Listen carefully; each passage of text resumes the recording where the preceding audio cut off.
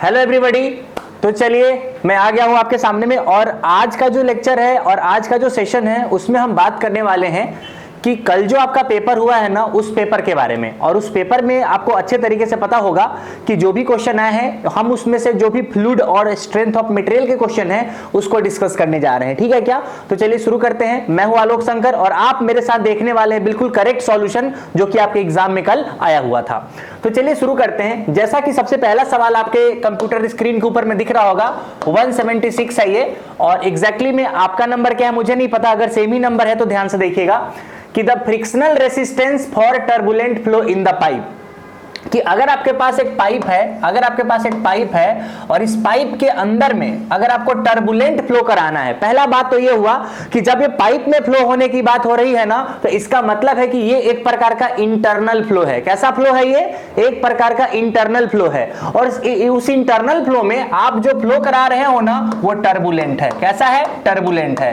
तो यहां पे सबसे पहली बात कि जो 90% बच्चे गलत क्या करते हैं, पूछा गया है क्या कि टर्बुलेंट फ्लो में जो आपके पास होना क्या है, तो आप अगर इसके इक्वेशन को देखेंगे ना तो दो तरह के आपके पास हेड लॉसेस होते हैं। अगर आप यहां पे सिंपल सा देखोगे तो ऐसा कहा जाता है कि जो भी आपके पास प्रेशर का लॉस होता है या हेड लॉस होता है, टर्बुलेंट फ्लो अगर पाइप के अंदर में होता है तो वो डिस्चार्ज का पावर जो होता है ना 1.75 होता है। क्या होता है? मतलब आप इसको सिंपली ऐसा बोल सकते हो कि डेल्टा पी जो होता है वो Q टू दी पावर आपके पास होने वाला है 1.75। तो ऑप्शन भी देख सकते हैं कि फ्रिक्शनल रेसिस्टेंस का मतलब क्या है कि जब आपका कोई भी फ्लूइड आगे मूव करेगा तो ड्यू टू फ्रिक्शन एक आपके पास रेसिस्टेंस क्रिएट होगा, वो उसके बारे में बात चल रही है। तो वो फ्रिक्शनल रेसिस्टेंस हमेशा हेड लॉस में कन्वर्ट हो जाएगा, तो हेड लॉस के बारे में बात चल रही है। तो इसका मतलब क्या समझे कि डेल्टा पी जो होने वाला है ना वो डिस्चार्ज का 1.75 टाइम्स होने वाला है। अच्छा, एक और बात समझिए कि 1.75 टाइम्स मतलब अप्रोक्सीमेटली 2 होता है।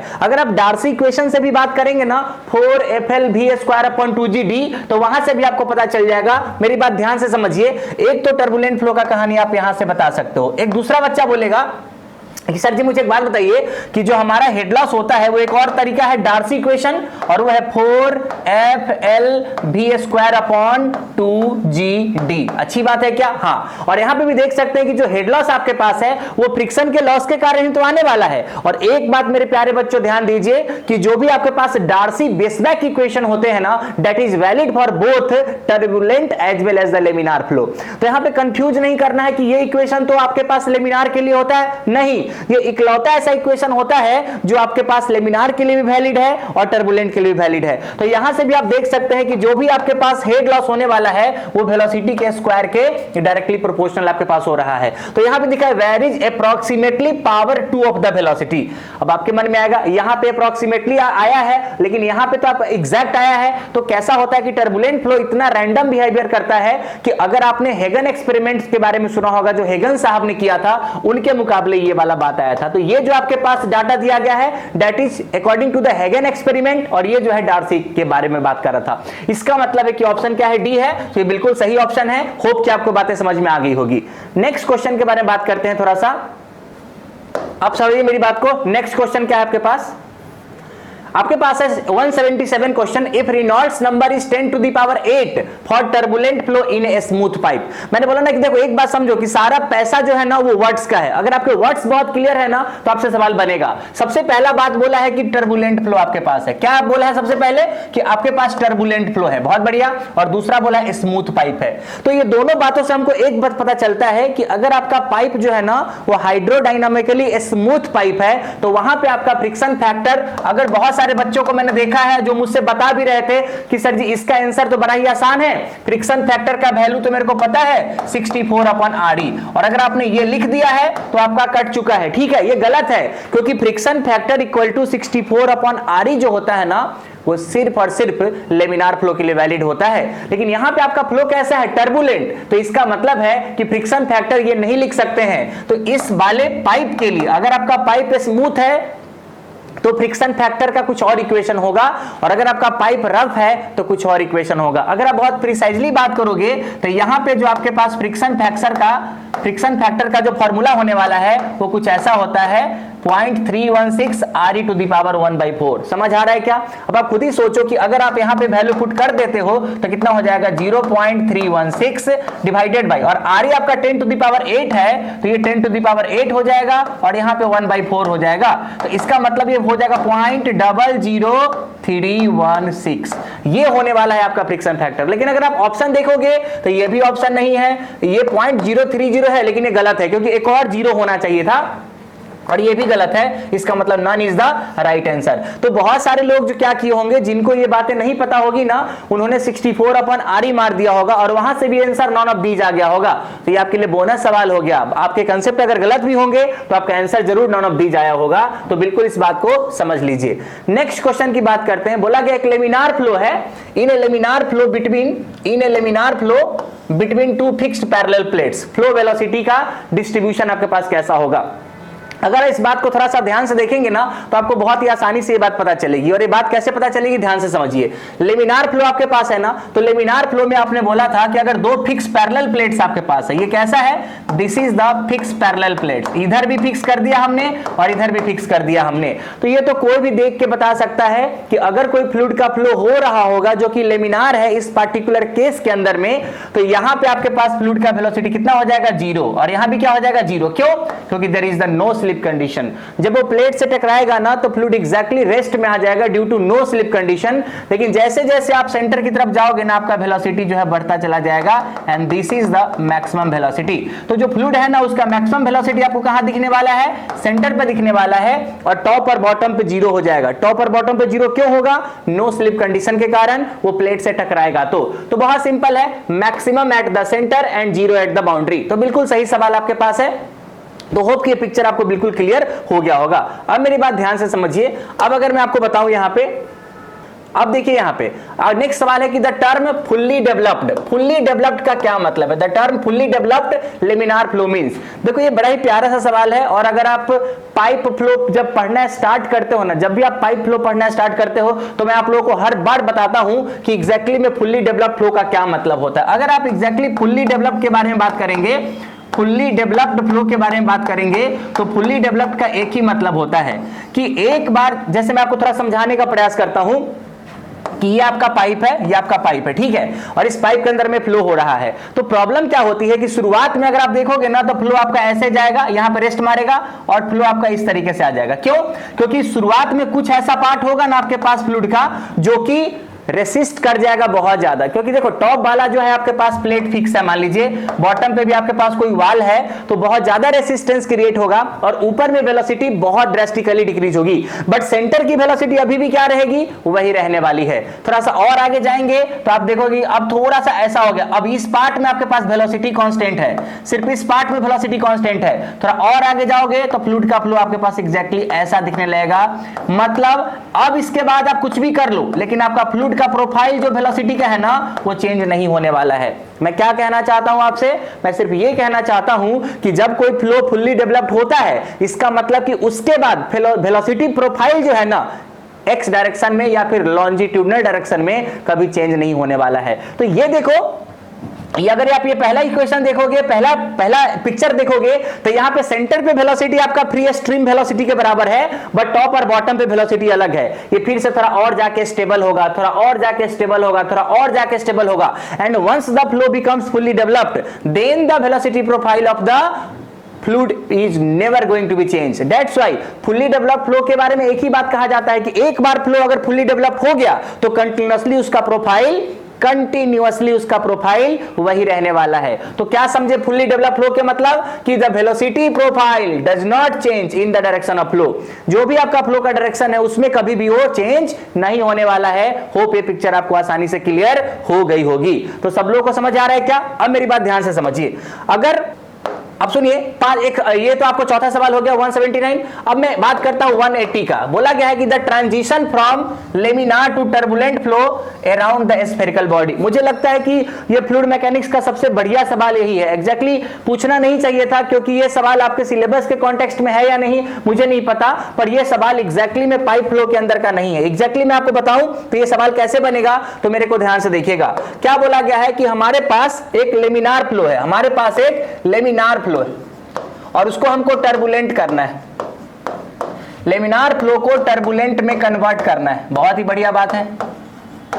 अब आप सोचो कि जब लेमिनार फ्लो को टर्बुलेंट करना है तो आपके पास एक स्फेरिकल बॉडी है, ऐसा आपके पास एक स्फेरिकल बॉडी है और फ्लो आपके पास इस तरीके से आएगा, फिर इस तरीके से चला जाएगा। फ्लो आपके पास इस तरीके से आएगा और इस तरीके से चला जाएगा। तो यहां पे आपके वेक रीजन्स वगैरह क्रिएट होने वाले हैं, but that is the different part, उसके बारे में हम बात नहीं कर रहे हैं। लेकिन आप अगर बहुत ध्यान से समझोगे ना तो ये जो चक्कर है ना, इस तरीके के चक्कर को क्या बोलते हैं? मान लीजिए कि आपके पास ना एक फ्लूइड है, आपके पास एक फ्लूइड है और इसमें एक बहुत ही स्मॉल स्फेरिकल कोई भी माइक्रो ऑर्गेनिज्म टाइप के बारे में बात करो, बहुत diameter is very very small, बहुत ही छोटा डायमीटर आपके पास होने वाला है।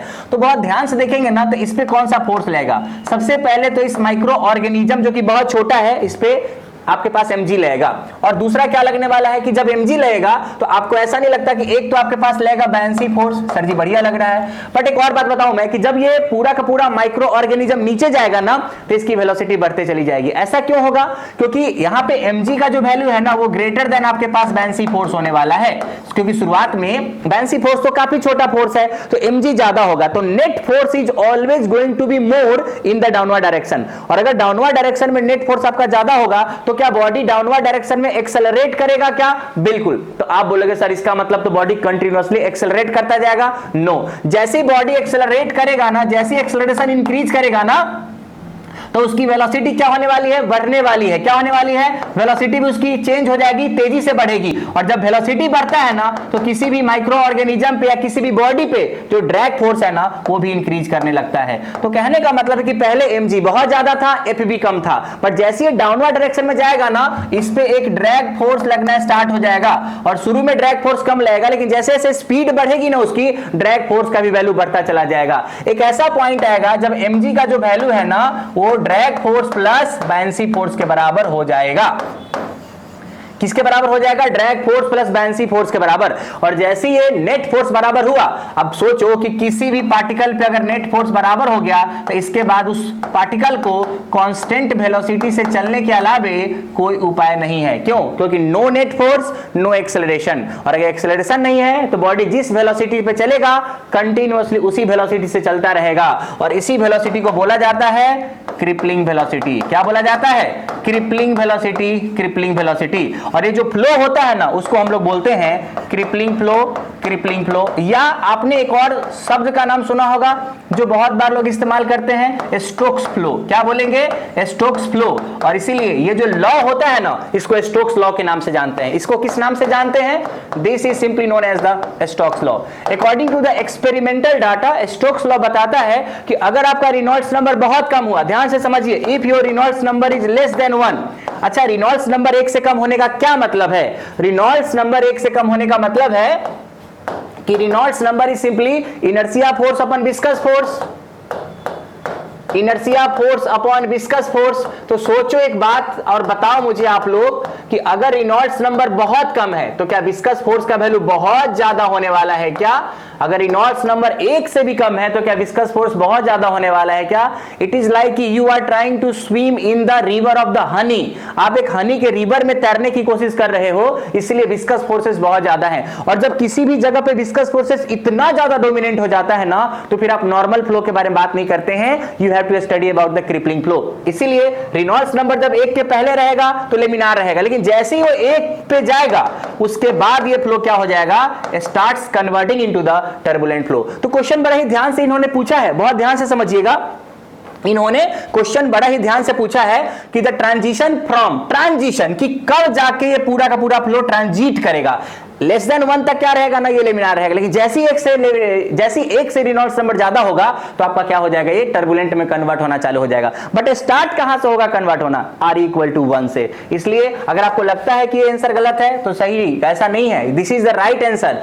R इक्वल टू 1 पे आपका फ्लो जो है ना लेमिनार से टर्बुलेंट में कन्वर्ट होना शुरू हो जाएगा। बिकॉज आप बहुत ध्यान समझिए, स्फेरिकल बॉडी के बारे में बात कर रहा है, ये कोई नॉर्मल बॉडी के बारे में बात नहीं हो रही है। स्फेरिकल बॉडी मतलब क्या? छोटे छोटे जो माइक्रो ऑर्गेनिज्म होते हैं ना उसके बारे में बात चल रही है, ठीक है क्या? तो होप एवरीबॉडी क्लियर। 180 का आंसर क्या हो जाएगा? सी हो जाएगा। चलिए अब मैं आपको नेक्स्ट बातें बताता हूं। फिर बोला गया कि change in boundary layer from laminar to turbulent is directly affected by. ये मैंने क्लास में चिल्ला चिल्ला के आपको बताया है कि जब कभी भी कोई बाउंड्री लेयर बनता है, जैसे समझ लीजिए कि हमारे पास ये बाउंड्री लेयर है और ये बाउंड्री लेयर पहले ऐसा बना, फिर उसके बाद थोड़ा सा टर्बुलेंट हुआ and then it is starting converting into the, समझ आ रहा है क्या? तो ये मान लीजिए कि आपके पास एक बाउंड्री लेयर मैंने बना दिया है।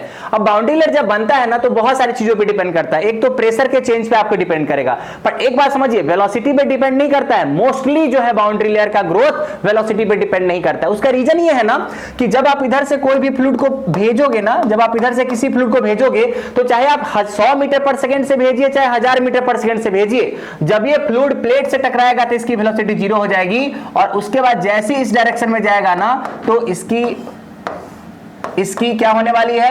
बाउंड्री लेयर की ग्रोथ होने वाली है। तो मेनली अगर आप सिंपल बोले क्या थोड़ा भी चेंज नहीं, थोड़ा भी डिपेंड नहीं करेगा? देखिए थोड़ा बहुत तो जरूर करेगा, क्योंकि ज्यादा वेलोसिटी होने से ड्रैग भी आपके पास ज्यादा होता है और ज्यादा ड्रैग होने से आपके पास प्रेशर और टर्बुलेंस में भी इफेक्ट पड़ेगा। बट अगर क्योंकि मैंने बोला ना कि ये 100% ना ठोक के नहीं बोल सकते कि वेलोसिटी पे थोड़ा भी डिपेंड नहीं करेगा, बट यस मेजरली वेलोसिटी आपका फैक्टर यहां पे नहीं होने वाला है। मतलब प्रेशर ग्रेडियंट पे डिपेंड करेगा ही आपके पास और टर्बुलेंस पे तो डिपेंड करेगा, क्योंकि अगर बहुत ज्यादा टर्बुलेंस नहीं आया तो flow is never going to convert into the laminar to the turbulent. ठीक है, तो ये मेनली आपके पास 1 और 2 पे करेगा। तो आंसर सी अगर इन्होंने दिया है तो आपको इसके साथ जाना ही पड़ेगा। नेक्स्ट क्वेश्चन के बारे में बात करते हैं।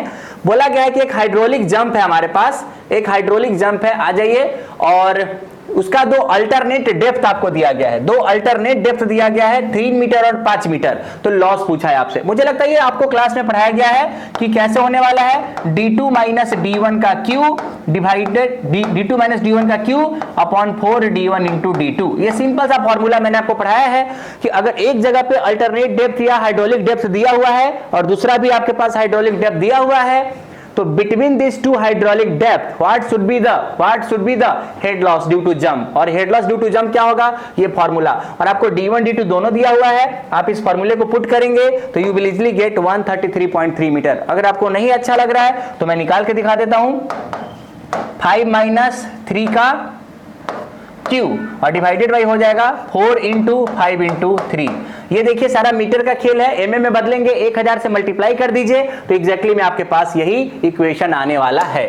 चलिए, तो ये सब आपके पास एक सवाल है जो कि थोड़ा अच्छा है, ऐसा नहीं बोल सकते कि बिल्कुल अच्छा नहीं है, थोड़ा ठीक सवाल है। ये बहुत सिंपल है, इसके बारे में डिस्कशन का कोई मतलब नहीं है। इन्होंने मैनिंग कोफिशिएंट के बारे में आपसे पूछा है। मैनिंग कोफिशिएंट में जब कभी n का वैल्यू देखेंगे तो 1/6 होता है, आपने रटा भी होगा। तो ये तो सिर्फ आपके पास कैसा है, मेमोरी बेस्ड सवाल हो गया। अगर आपको याद है तो बना लेंगे, अगर याद नहीं है तो फिर तो आपको पता ही है कि क्या करना है। ठीक है, आगे बढ़ जाना है। चलिए फिर से सेम क्वेश्चन, आपने देखा pipe flow, Froude number is predominant when. तो आपको पता है कि फ्राउडे नंबर का इस्तेमाल जब हम करते हैं तो वहां पे कौन से नंबर के बारे में बात करते हैं? तो हम बात करते हैं आपके पास ग्रेविटी के बारे में। किस फोर्स के बारे में बात करते हैं? ग्रेविटी फोर्स के बारे में और इनर्शिया फोर्स के बारे में। क्योंकि फ्राउडे नंबर का मतलब ही है, क्योंकि फ्राउडे नंबर का मतलब ही है, देखो रे बाबा, फ्राउडे नंबर का मतलब ही है इक्वल टू होने वाला है ये inertia force upon gravity force. क्या होता है ये?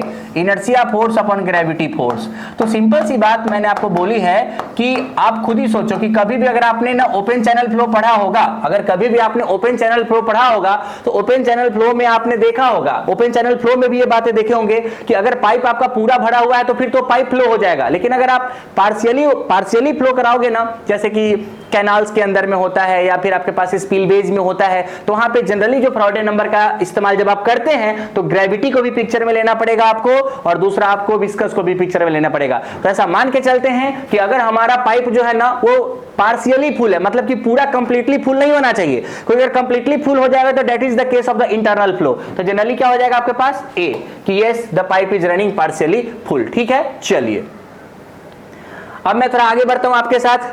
फिर से आपके पास आ गया है नेक्स्ट क्वेश्चन कि the depth of the flow for maximum velocity in a circular channel. अब ये तो आपको क्लास में बहुत अच्छे तरीके से लिखाया गया है कि अगर आपके पास एक सर्कुलर चैनल है और इस तरीके से आपके पास फ्लो है, तो अगर आपको मैक्सिमम वेलोसिटी चाहिए तो वहां पे डेप्थ ऑफ फ्लो कितना होता है बाबू लोग? डेप्थ ऑफ फ्लो होता है 0.81 इंटू डी। ये रटवाया है मैंने आप लोगों को। और अगर आप डायमीटर की बात करोगे तो 2 मीटर है, और अगर 2 मीटर से मल्टीप्लाई कर देंगे तो कितना हो जाएगा?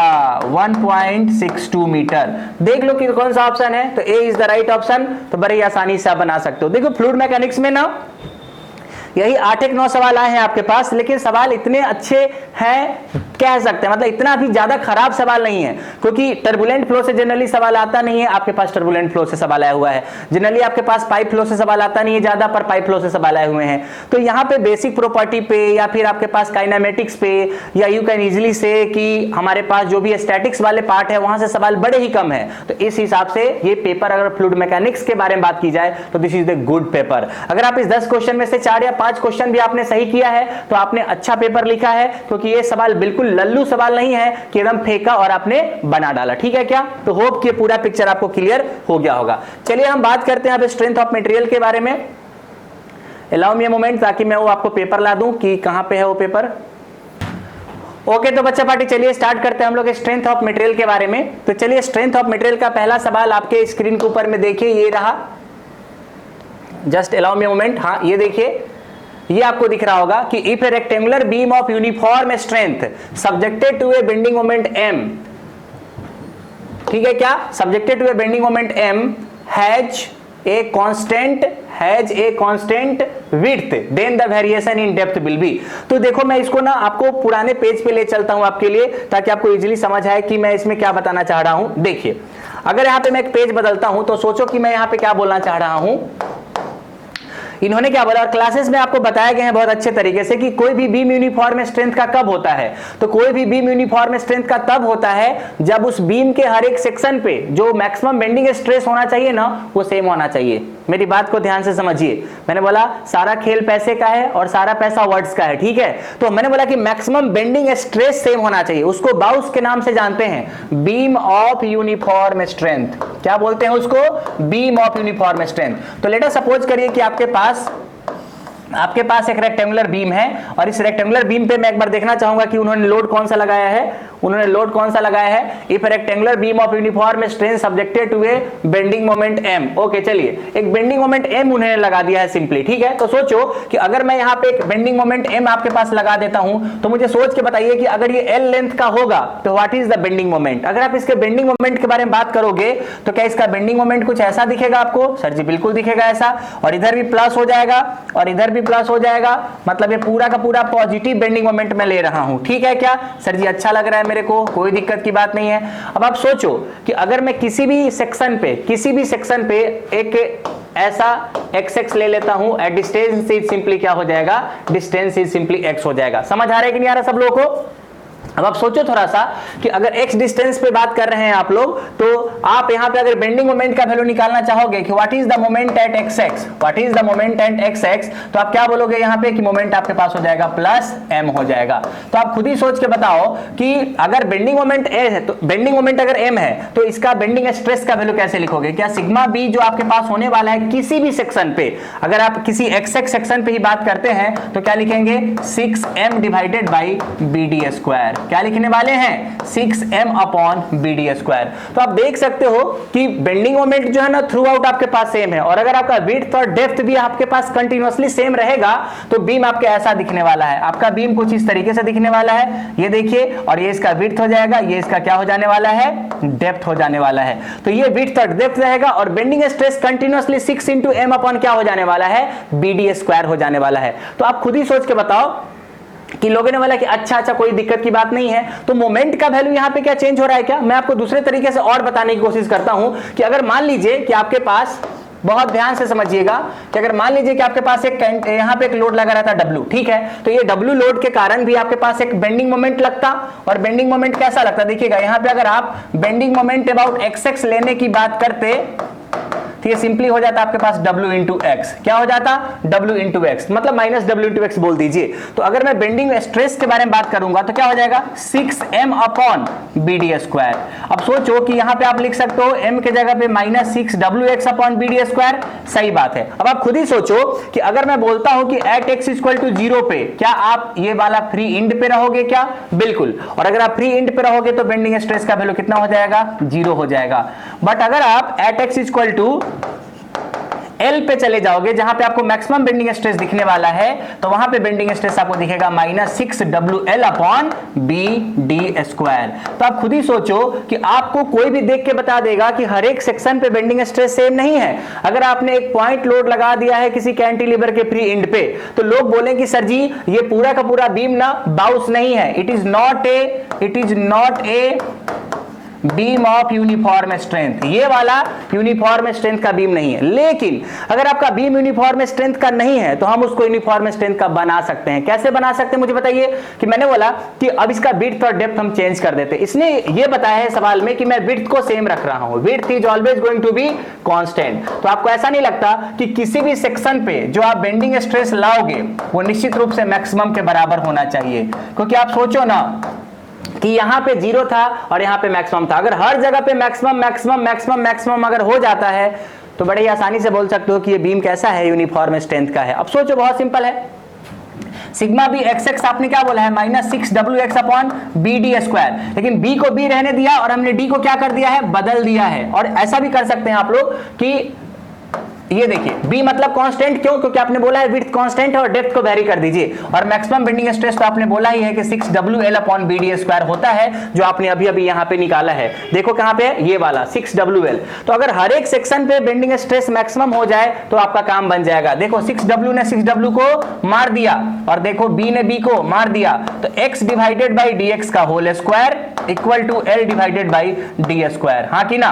तो dx इक्वल टू क्या दिख रहा है आपको बताइए, d इंटू यहां पे dx स्क्वायर क्या हो जाएगा, d into under root x by L आपके पास हो जाएगा। तो यहां पे दिख रहा है कि अगर आप यूनिफॉर्म स्ट्रेंथ का बनाना चाहते हो ना, तो डेप्थ जो है ना वो डायरेक्टली प्रोपोर्शनल टू किसके होना चाहिए, रूट एक्स के होना चाहिए। तो अगर आपने डेप्थ को रूट एक्स के अकॉर्डिंगली वेरी किया तो आपका काम क्या हो जाएगा, बन जाने वाला है। और आप देखो थोड़ा सा इसको अगर आप बनाओगे ना तो कुछ ऐसा बीम बनाएगा आप लोग, ऐसा बीम बनेगा आपके पास कि ये बीम आपके पास है, क्या अच्छा लग रहा होगा आप लोगों को, ये बीम आपके पास है और ये बीम आपके पास पहले ऐसा रहा होगा। फील करिए, वैसे तो मैंने आपको निकाल के बता दिया है, ये इस तरह की स्टोरी आपके पास सिंपल है। ये एक अच्छा सवाल है इसलिए मैं आपको बता दे रहा हूं। लेकिन अगर आप इस बीम को शुरुआत में इसका विड्थ हमेशा B रहा होगा और डेप्थ D रहा होगा, बट अब आपके पास ऐसी कहानी नहीं है। अब इसको बनाओगे तो ऐसा बनेगा आपके पास, देखिए ध्यान से, ये इस तरीके से आपके पास बनेगा। मतलब डेप्थ जो इसका है ना बार बार क्या हो जाएगा, चेंज होता रहेगा। तो होप कि पिक्चर आपको समझ में आ रही है कि एग्जैक्टली में हमने क्या बनाने की कोशिश की है। यहाँ पे क्लियर है क्या सब लोगों को? तो चलिए आपको पता चल गया है कि किस तरीके से हम ना बीम को यूनिफॉर्म स्ट्रेंथ का बना सकते हैं। चलिए अपने क्वेश्चन की तरफ चलते हैं, मिनिमाइज कर देता हूं मैं, तो देख सकते हैं कि क्या हो सकता है। आपको देख सकते हैं यहाँ पे रूट एक्स के फॉर्म में ला दिया है, बट यहाँ पे मैंने क्या बोला है कि यहाँ पे आपको बेंडिंग मोमेंट के टर्म में बोला है, तो सेम तरीके से आपके पास रूट में आंसर आपके पास आ जाने वाला है। तो होप कि पिक्चर आपको आसानी से क्लियर हो गई होगी। अब चलिए आगे की बात करते हैं भैया, आगे चलिए। हाँ, फिर से आपसे क्या बोला है कि एक सिंपली सपोर्टेड बीम है 6 मीटर का है और एक यूनिफॉर्मली डिस्ट्रीब्यूटेड लोड लगाता है 3 किलो न्यूटन पर मीटर का। बोला गया है क्या कि शियर फोर्स बताइए। मैं एक बार सवाल पढ़ लूं, सिंपली सपोर्टेड बीम है 6 मीटर का है और 3 किलो न्यूटन पर मीटर का लोड लगा हुआ है। मैं इसको पेजेस पे नेक्स्ट पेज पे बनाता हूं कि कुछ ऐसा स्टोरी आपके पास है कि मेरे पास एक सिंपली सपोर्टेड बीम है, this is the simply supported beam आपके पास, और यहाँ पे एक यूडीएल लगा हुआ है, जैसा कि आपने बोला है कि देयर इज ए यूडीएल, और यूडीएल का जो वैल्यू है वो है 3 किलो न्यूटन पर मीटर। सही है क्या? और आपसे पूछा गया इसका लेंथ अगर मैं देख लूं तो मेरे को अच्छा लगेगा, इसका लेंथ है 6 मीटर। बहुत ही बढ़िया। अगर आप इसका लेंथ 6 मीटर मानते हैं तो मुझे सोच के बताइए कि नेट जो फिक्सिशियस लोड, इमेजिनरी लोड लगेगा क्या 6 × 3 लगेगा क्या 18। इसका मतलब है 18 किलो न्यूटन का लोड यहाँ पे आपके पास लगने वाला है। तो अगर आप रिएक्शंस के बारे में बात करेंगे तो अगर ये पॉइंट ए है और ये पॉइंट बी है तो what is the reaction at A, तो रिएक्शन एट ए आपके पास हो जाने वाला है, बताइए मुझे जल्दी से, कितना 9 किलो न्यूटन। और यहां भी रिएक्शंस कितना हो जाएगा आपके पास, RB equal to 9 kilonewton. ऐसा क्यों भाई साहब? सिमेट्रिक है। अब क्या ढूंढ रहे हो, ऐसा कैसे? सिमेट्रिक है ये। अब सोचो कि आपसे क्या पूछा है कि मिड पॉइंट पे, मैं कलर चेंज कर दूं आपके लिए, तो आपसे पूछा है कि मिड पॉइंट पे, मतलब इस पॉइंट पे अगर मैं आपसे पूछना चाहता हूं कि शियर फोर्स का वैल्यू कितना होगा, तो वेरी सिंपल, अगर आप shear force about mid point जानना चाहते हो तो मैंने आपको बताया है कि किसी भी एक साइड का लोड ले लीजिए, take the algebraic sum of all the forces either side. तो ऊपर कितना है 9 किलो न्यूटन, तो +9, क्योंकि शियर फोर्स लेफ्ट साइड में अपवर्ड डायरेक्शन में हमेशा पॉजिटिव कहलाएगा। और आप खुद ही सोचो कि ये जो आपके पास यहां से यहां का लेंथ है, क्या वो 3 मीटर का है क्या? सर जी बिल्कुल सही बात है। और ये टोटल का टोटल जो इंटेंसिटी है क्या 3 है क्या? तो ये इतने पे अगर आप लोड देखोगे तो ये 9 किलो न्यूटन का लोड आपके पास लगेगा। ये डाउनवर्ड हो जाएगा तो ये -9 नीचे लग जाएगा। क्या लगता है? 9 - 9 0। तो दिस इज वेरी सिंपल। अगर आप इसको बहुत ध्यान से देखोगे तो कोई भी बता देगा कि मिड पॉइंट पे जो शियर फोर्स का वैल्यू आपके पास आने वाला है वो 0 आने वाला है। अगर आप इसका शियर फोर्स डायग्राम ड्रॉ करोगे ना तो यहां पे ऐसा कुछ दिखेगा आपको, ये वाला पॉइंट ऐसा, ये वाला पॉइंट आपके पास ऐसा दिखेगा। और एक्चुअली आपके पास ये कैसा है? पैराबोलिक वेरिएशन है, मतलब कि यूडीएल है, तो एसएफडी आपका लीनियर जाएगा और बीएमडी पैराबोला जाएगा। तो देख भी सकते हैं कि बिल्कुल मिड पॉइंट पे आपके पास जो शियर फोर्स का वैल्यू है वो 0 आ गया है। तो होप कि आपको चीजें बिल्कुल समझ में आ गई होगी कि क्या पिक्चर है। तो आइए मैं कहां चलता हूं, वापस चलता हूं, मिनिमाइज कर देता हूं मैं। तो ये देखिए 0 किलो न्यूटन, बिल्कुल बढ़िया सवाल, और यहां पे आपको 0 आंसर आ चुका है। तो दिस इज द 0 आंसर। तो ये अच्छा आपको लग रहा होगा। अब सोचिए नेक्स्ट क्वेश्चन के बारे में बात करते हैं।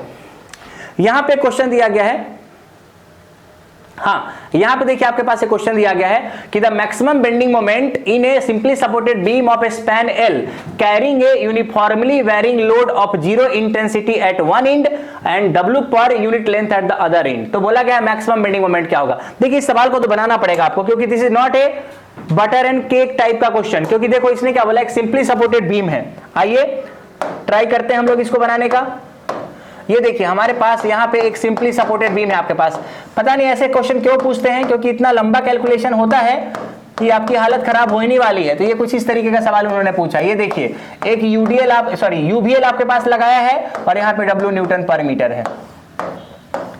इस तरीके से आपके पास एक लोड लगा हुआ है यहाँ पे, ठीक है। एक्चुअली आप चाहेंगे तो इस वैल्यू को याद भी कर सकते हैं। यहाँ पे A है और यहाँ पे B है। अगर आप बहुत ध्यान से देखोगे ना, लेंथ आपके पास L है, अगर आप बहुत ध्यान से देखोगे तो मैं आपको बताता हूं कि यहाँ पे ऑप्शन क्या है, WL²/√3, WL²/√6, WL²/6√3। अब पता नहीं आना है कि नहीं आना, मुझे नहीं पता, लेकिन maximum bending moment in a simply supported beam L carrying a uniformly varying load. चलिए तो इसको शुरू करते हैं, बनाने का ट्राई करते हैं, ठीक है। सुनिए सबसे पहले we have to find the reaction. सबसे पहले हमको रिएक्शन फाइंड करना पड़ेगा। और रिएक्शन कैसे फाइंड करेंगे, आपको पता है कि यहां पे आपके पास रिएक्शन हो जाएगा RA और यहां पे रिएक्शन हो जाएगा आपके पास RB। ध्यान से देखते रहिएगा। तो यहां पे क्या हो जाएगा, RA + RB इक्वल टू क्या दिखेगा आपको, ये टोटल का टोटल एरिया कितना दिखता है, this area is simply WL/2 because it is the area of the triangle. हाँ सर जी बिल्कुल।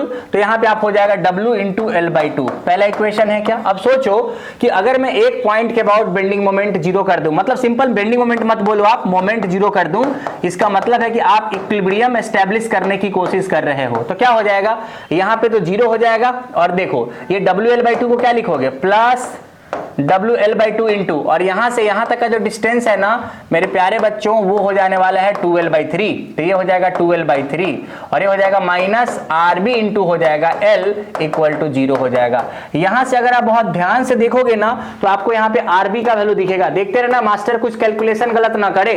और RB का वैल्यू निकालोगे तो W ने W को मार दिया, तो ये हो जाएगा आपके पास WL/3। क्या हो जाएगा, WL/3। तो अगर आप यहां से RA का वैल्यू निकालोगे तो बस निकाल लीजिए WL/2 माइनस WL/3। तो ये हो जाएगा आपके पास WL/6। क्या एवरीबॉडी क्लियर और नॉट। तो देखो यहाँ पे RA WL/6 हो गया है, RB आपके पास WL/3 हो गया है। तो दिस इज वेरी इजी, ठीक है। अब समझो, अब हमारा काम ये नहीं, हमारे को क्या करने का है, हमारे को करने का है कि हमको बेंडिंग मोमेंट मैक्सिमम करने का है। अब ये बात आपको किसी ने बताया है कि किसी भी एक सेक्शन पे बेंडिंग मोमेंट का वैल्यू लिख लीजिए, कोई दिक्कत की बात नहीं है। लेकिन आप चाहोगे ना तो पहले शियर फोर्स को देखो कि कहां 0 हो रहा है और उस पॉइंट पे बेंडिंग मोमेंट निकाल सकते हो। तो सोचो सबसे पहले मैं क्या करता हूं कि एक सेक्शन ले लेता हूं। ओह माय गॉड, ये सेक्शन मैंने ले लिया। इस बात को मैं इधर रिप्लिकेट करता हूं आपके लिए। ये आपका सेक्शन इतना सा मैंने लिया है, ये देखिए ये वाला। तो आप खुद ही बताओ कि यहां पे आपके पास RA का वैल्यू कितना आया है, तो दिस इज सिंपली WL/6 है और ये पूरा का पूरा आपके पास UVL लग रहा है। तो खुद ही सोचो कि ये जो इंटेंसिटी आपने लिया होगा कितना हो जाएगा, क्या W बाई, ये अगर ये डिस्टेंस आपने x लिया है, ये कितना हो जाएगा W/x × L, सॉरी W हाँ, कैसे लिखेंगे कि जब आप L लेंथ पे जाते हो तो आपका इंटेंसिटी कितना है, W है, तो एक लेंथ पे जाएंगे तो W बाई L है, तो X पे जाएंगे तो कितना हो जाएगा, W by L into x. तो यहाँ पे जो इंटेंसिटी है दिख रही है आप लोगों को, वो हो जाएगा W by L into x. अब आप सोच के बताओ कि अगर कोई आपको ऐसा बोलता है कि किसी भी सेक्शन पे शियर फोर्स के बारे में निकालना है मुझको, तो शियर फोर्स आप कैसे निकालोगे? बहुत सिंपल है, देखो ध्यान से, shear force about x x, shear force about x x क्या करोगे, यहाँ पे आप एक सेक्शन ले लिया आपने, तो एक तो प्लस WL/6 आपके पास ऊपर चला जाएगा, माइनस, अब ये पूरा का पूरा ट्रायंगल का एरिया निकालो ताकि आपको लोड पता चल सके, और ट्रायंगल का एरिया कितना हो जाएगा मेरे प्यारे बच्चों, 1/2 into x into W/L into x. मैंने ये सारे सवाल क्लास में बताए हैं, इसलिए आपको तो चक्कर नहीं आ रहा होगा अगर आपने पहले भी पढ़ा है तो देखिए WL/6 माइनस WX²/2L, ये क्या है, ये वो पॉइंट है जहां पे हमने शियर फोर्स निकाला है। अब मैं जानना चाहता हूं कि कौन सा ऐसा पॉइंट है ए वाले से जहां पे शियर फोर्स 0 है। अगर आप इसको 0 कर दोगे ना तो यहां पे आपको x का वैल्यू दिखेगा L/√3। जहां तक मेरे को लग रहा है कि x का वैल्यू आ जाएगा आपके पास L/√3। मैं चेक कर लेता हूं, ये W ने W को मार दिया, W ने W को मार दिया, और यहां पे 3 आ जाएगा, बिल्कुल सही बात है, तो यहां पे आ जाएगा L/√3। तो x इक्वल टू L/√3 पे आपका क्या हो रहा है, शियर फोर्स 0 हो रहा है। और आपको किसी ने बताया है कि the point where shear force is going to be 0 at that point bending moment is going to be maximum. आप अगर बहुत ज्यादा प्रिसाइजली बात करोगे तो ऐसा बोल सकते हो कि the point where shear forces changes its sign at that point bending moment is going to be maximum. और बहुत सिंपल है, अगर आप बेंडिंग मोमेंट निकाल दो अबाउट एक्स एक्स, अगर आप बेंडिंग मोमेंट निकाल दो अबाउट एक्स एक्स, इसी पॉइंट पे अगर आप बेंडिंग मोमेंट निकालोगे तो क्या हो जाएगा, WL/6 इंटू एक्स। ध्यान से समझते रहिएगा, क्या है ये, WL/6 इंटू एक्स, और माइनस ये जो आपके पास लोड लगा हुआ है यहाँ पे वो WX² डिवाइडेड बाय कितना आया है, 12 आया है। और इधर से अगर आप इसको बेंडिंग मोमेंट लोगे तो इधर से इसका डिस्टेंस हो जाएगा x/3, लिख लो, minus WX²/12 into x/3 minus WX²/12 into x/3। ये बेंडिंग मोमेंट है किसी भी सेक्शन x एक्स पे। अब सोचो कि यहाँ पे अगर आप WL इंटू x/6 है और यहाँ पे हो जाएगा WX³ डिवाइडेड बाई 6L, तो क्या मैं इसमें at x equal to L/√3 put कर सकता हूं क्या? हाँ, और यहीं पे आपको दिखेगा मैक्सिमम बेंडिंग मोमेंट। जहां तक मेरी याददाश्त बता रही है कि WL²/9√3 आना चाहिए, लेकिन फिर भी एक बार चेक कर लेते हैं। ये हो जाएगा W इंटू L और ये हो जाएगा L/√3, तो ये हो जाएगा 6√3 और माइनस W/6L हो जाएगा यहाँ पे, और ये हो जाएगा L/√3 को क्या लिख सकते हैं, LQ डिवाइडेड बाई 3√3। मेरे को लगता है कि यहाँ पे WL² डिवाइडेड बाई 9√3 ही आपके पास दिखने वाला है। तो this is the maximum bending moment जो आपको दिखेगा। क्लियर है क्या? एक बार आप जरूर से जरूर कैलकुलेशन चेक कर लें। अगर हमारा कैलकुलेशन सही है तो WL²/9√3, मुझे लगता है कि नहीं है यहाँ पे आंसर, यहाँ पे इन्होंने गलत लिखा है शायद। मैंने कैलकुलेशन चेक करने के लिए आपको बोला है, बट मुझे लगता है कि यहाँ पे 9 आना चाहिए था, तो ये आपका आंसर आना चाहिए WL² डिवाइडेड बाई 9√3। तो ये एक गलत क्वेश्चन माना जाएगा। बाकी तो कोई नहीं है ना, आंसर चेक कर लीजिए। ओके, बाकी तो कोई नहीं लग रहा है। हाँ, तो ये आपका 9√3 होना चाहिए। तो चलिए, ये सवाल आपको समझ में आ गया है। मैं बोलता हूं कि कैलकुलेशन जरूर चेक कर लें, क्योंकि मैंने मेथड सारे सही किए हैं। कैलकुलेशन अगर मेरा गलत हुआ होगा तो आप देख लेना, बट मुझे लगता है कि ये काफी ज्यादा फेमस सवाल है, तो कैलकुलेशन सही ही लग रहा है। ठीक है, चलिए अब मैं नेक्स्ट क्वेश्चन के बारे में बात करता हूं। क्या बोला, बड़े ही आसान क्वेश्चन आपके पास आ गए हैं कि कैंटिलीवर बीम है आपके पास और यूवीएल आपके पास लगा, यूनिफॉर्मली वेरिंग लोड लगा हुआ है। अब सोचो क्या बोला उसने, एक कैंटिलीवर बीम आपके पास है। इधर आ जाओ मेरे प्यारे बच्चे, इधर आ जाओ, इधर आ जाओ। ये देखो, ऐसा है कि आपके पास एक कैंटिलीवर बीम है, ऐसा कैंटिलीवर बीम है, और उस पर एक यूवीएल लगा हुआ है। ये देखो, उस पर एक यूवीएल लगा हुआ है।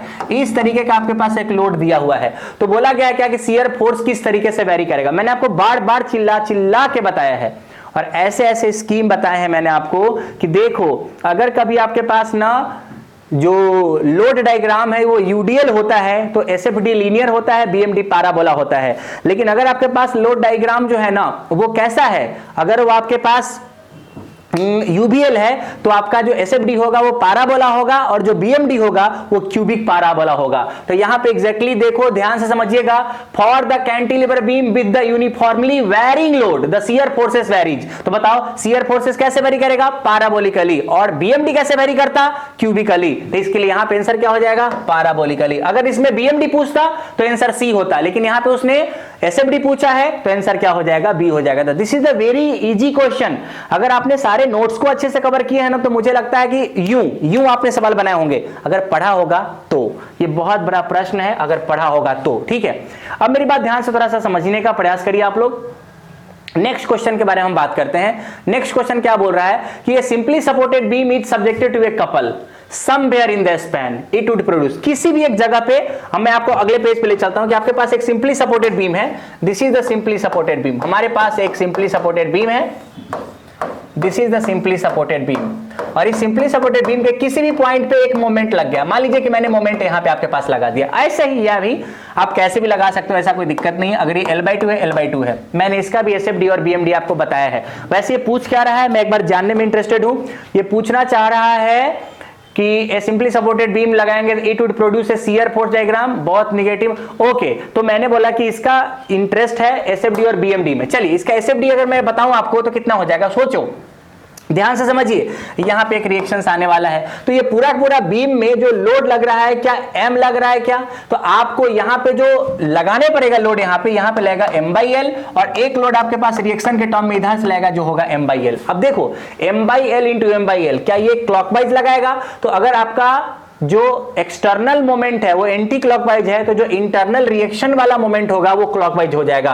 तो M/L इंटू L, क्या M आ जाएगा? मतलब रिएक्शंस बिल्कुल सही है। और अगर आप इसका क्या बनाना चाहोगे, अगर आप इसका बनाना चाहोगे शियर फोर्स डायग्राम या बेंडिंग मोमेंट डायग्राम, तो शियर फोर्स डायग्राम तो बड़ा ही आसान है। यहां पे जाओ, फिर यहां पे आओ, this is simply shear force diagram. ये डब्बा बन जाएगा आपके पास, कोई दिक्कत की बात नहीं है, क्योंकि मैंने बोला है कि जहां जहां पे भी ना वर्टिकल लोड लगे होंगे शियर फोर्स में, वहां पे एक लंबा सा लाइन बनेगा, और लंबा सा लाइन आपके पास बन चुका है। एंड यहां पे आपके पास दिखेगा M/L, और यहां पे भी आपके पास दिखेगा M/L, जो कि शियर फोर्स का मैग्नीट्यूड है। पर अगर आप इसका बेंडिंग मोमेंट डायग्राम बनाना चाहोगे ना तो थोड़ा सा ध्यान दीजिएगा। ये कुछ ऐसा जाएगा, फिर कुछ ऐसा जाएगा, और फिर कुछ ऐसा जाएगा आपके पास। तो ये पॉजिटिव दिखेगा आपको, इधर से आपके पास ये नेगेटिव दिखेगा। और ये पूरा M है तो इधर आपका M/2 दिखेगा और इधर आपके पास M/2 दिखेगा। और ऐसे भी मैंने आपको ऑब्जर्वेशन में बताया है कि जहां पे भी आपके पास ना एक कॉन्सेंट्रेटेड मोमेंट रहता है बीएमडी में, उतना लंबा एक लाइन होना चाहिए, M/2 M/2 M। This is very simple and very intuitive, अगर आपको समझ में आ रहा है तो चलिए ऑप्शन मैच कर लेते हैं। क्या बोला है इन लोगों ने? ए रेक्टेंगुलर शियर फोर्स डायग्राम, ये बढ़िया बात है, सही पूछा है इसने, ठीक है। And both positive and negative bending moment which are maximum at the point of application of couple. शाबाश, यही तो मैंने अभी करा है आपके सामने में, ठीक है क्या?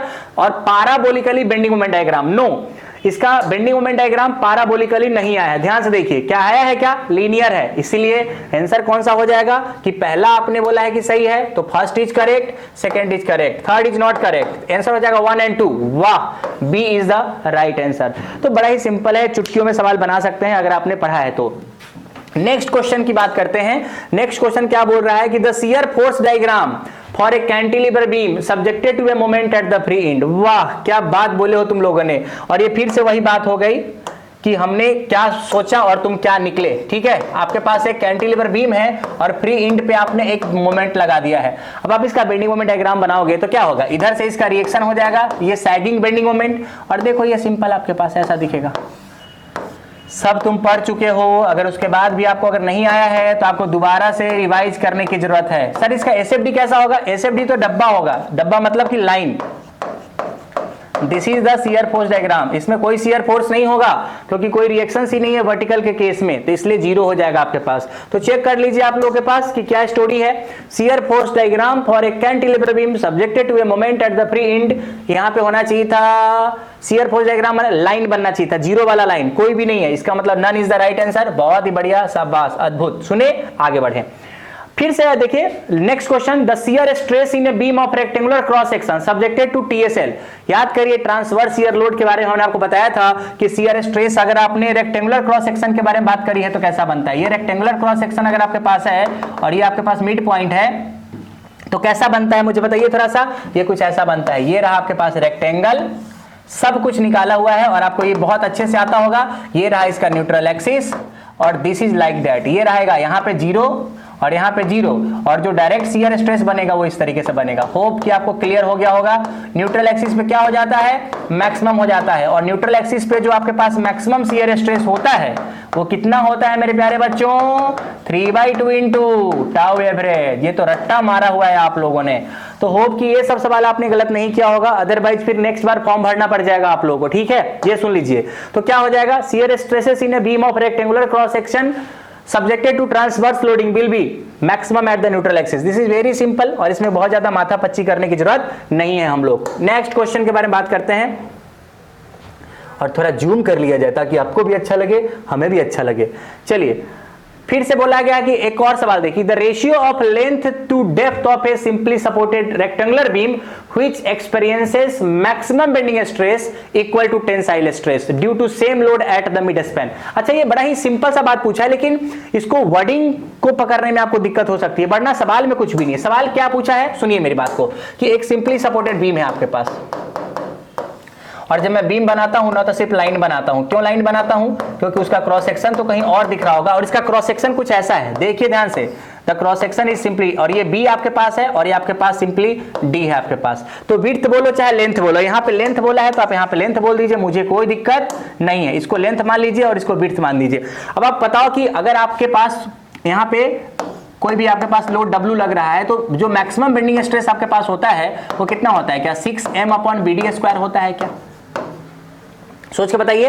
देखो वापस चले आओ, क्या बोला कि एक ratio of length to depth of a simply supported rectangular beam which experiences maximum bending stress when the load is at the mid span. तो आपने मिड स्पैन पे अगर लोड लगा दिया है तो क्या W यहां पे लगा दोगे? खुद ही सोच के बताओ कि अगर आप इसका बेंडिंग मोमेंट डायग्राम बनाओगे ना तो this is the bending moment diagram. यहां पे 0 हो जाएगा और यहां पे L/2 दिखेगा और यहां पे भी L/2 दिखेगा, तो ये WL/4 आपको इस तरीके से दिखने वाला है। ये आपका बेंडिंग मोमेंट डायग्राम आपको दिखेगा और ये WL/4 आपको दिखेगा। तो अगर आप एक सेक्शन पे यहां पे बात करोगे तो क्या दिख रहा है, यहां पे अगर सिंपल बेंडिंग मोमेंट डायग्राम लेना चाहोगे तो ये हो जाएगा आपके पास W/2 और ये L/2। तो बेंडिंग मोमेंट आपके पास क्या दिख जाएगा, बोलो बोलो सब लोग, WL/2 इंटू L/2। तो सिंपल आप यहां से क्या निकाल सकते हैं, मैक्सिमम बेंडिंग स्ट्रेस निकाल सकते हैं। तो देखो सिंपल 6/BD², और मैं अब D नहीं लिखता हूं, अब L लिखता हूं। क्या लिखता हूं, 6/B इंटू L²। अब आप सिंपल मोमेंट लगा दीजिए। मोमेंट का वैल्यू कैसे निकाला है आपने, देखिए यहां पे बेंडिंग स्ट्रेस मैक्सिमम आना चाहिए, same load at its mid span. मैं दोबारा पढ़ लूं, the ratio of length to depth of a simply supported rectangular beam which experiences maximum bending stress equal to tensile stress due to the same load at its mid span. बढ़िया बात है। चलिए हाँ, अब देखिए अगर आप यहाँ पे बेंडिंग मोमेंट के बारे में बात करेंगे तो क्या WL/4 आ जाएगा क्या, तो यहाँ पे WL हो जाएगा और यहाँ पे आपके पास 4 हो जाएगा। ये हो जाएगा 3WL divided by 2 into B into L²। समझे कि नहीं समझे? मैक्सिमम बेंडिंग स्ट्रेस तब आएगा जब मैक्सिमम बेंडिंग मोमेंट लगाओगे। अब दूसरा क्या बोला है कि ये जो बेंडिंग स्ट्रेस है ना वो टेंसाइल स्ट्रेस के बराबर है, और टेंसाइल स्ट्रेस आपके पास क्या होने वाला है मुझे बताइएगा। टेंसाइल स्ट्रेस तो सिंपल फोर्स अपॉन एरिया होता है, और फोर्स अगर W है तो एरिया B इंटू L हो जाएगा। दोनों को बराबर कर दो, अगर दोनों को बराबर कर दोगे तो 3 into W into L divided by 2B into L² equal to W upon हो जाएगा आपके पास B इंटू L। W ने W को मार दिया, अब क्या लगता है, B ने B को मार दिया, L ने L को मार दिया, तो क्या लगता है आपके पास कि यहाँ पे 3/2 इंटू कुछ और बचा। क्या बात कर रहे हैं, हमारे को क्या क्या क्या रेशियो लेना है, B ने L को मार दिया, हमारे को width by, just allow me a moment, मैं एक बार कैलकुलेशन चेक कर लूं। W ने W को मारा तो 3WL अपॉन 4 2B L², और ये हो जाएगा W upon B into L। तो B ने B को मार दिया, W ने W को मार दिया, तो यहाँ पे L। तो आपको रेशियो पूछा है क्या, चेक कर लीजिए क्या पूछा है, रेशियो पूछा। Okay done done done. अगर आपको रेशियो पूछा है तो बहुत आसानी से दिख जाएगा आपको, एक मिनट। हाँ रेशियो पूछा है तो किसका किसका रेशियो है भाई साहब, लेंथ टू डेप्थ, मतलब क्या है, L/D का रेशियो आपके पास है। जस्ट अलाउ मी मोमेंट, L/D का रेशियो है, और L/D आपका कहां चला गया है, हमारा बचा तो है ना 6m अपॉन BD²। ओके, वही तो मैं बोलूं कि हमारा यहीं पे हमने गलत लिख लिया है। ये देखिए ध्यान से, ये देखिए जब हमने BD² लिखा है, इसको मैं मिटा ही देता हूं ताकि आपको दोबारा से समझा पाऊं।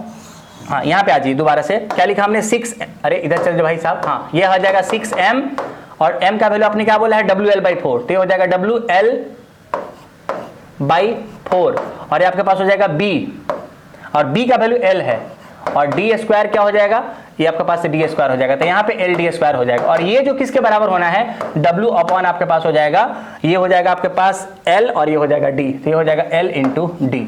अब एक बार चेक कर लेते हैं हम लोग, W ने W को मार दिया होगा, L ने L को मार दिया होगा, D ने D को मार दिया होगा, तो यहाँ पे अगर आपके पास L/D के वैल्यू बात करेंगे तो ये हो जाएगा 4/6, सिंपली दिस इज 2/3। बस कैलकुलेशन चेक कर लेते हैं क्योंकि हमने यहाँ पे उल्टा लिख दिया था, L इंटू डी स्क्वायर लिखना था, हमने D इंटू L स्क्वायर लिख दिया था। तो समझ आ रहा है क्या, बहुत सिंपल है, आपको बस क्या करना था कि देखना था कि सिंपल टेंसाइल स्ट्रेस के टर्म में बात करेंगे तो कितना स्ट्रेस आएगा और बेंडिंग स्ट्रेस तो 6m/BD² होता ही है। तो चलिए आगे बढ़ते हैं। तो होप कि 2/3 कैसे आया है आपको समझ में आ गया होगा, हमने कैलकुलेशन एरर करा लेकिन फिर भी कोई इसमें दिक्कत की बात नहीं है। नेक्स्ट क्वेश्चन की बात करते हैं हम लोग। अब थोड़े से आसान क्वेश्चन है, सिंपल, कि which of the following statements are false. Shear stresses on principal plane is 0। वाह, कि प्रिंसिपल प्लेन पे शियर स्ट्रेस 0 होता है तो और क्या होगा मुझे बताइए, बात सही है कि गलत है? हाँ बोलिए, shear stresses on principal plane is 0। दूसरा समझो, normal stress on the plane of, ये सही बात है, याद रखना ये सही बात है कि जब आप प्रिंसिपल प्लेन किसको बोलते हैं, वैसा प्लेन जहां पे शियर स्ट्रेस का वैल्यू 0 होता है। अब खुद ही सोच के बताइए यहाँ पे।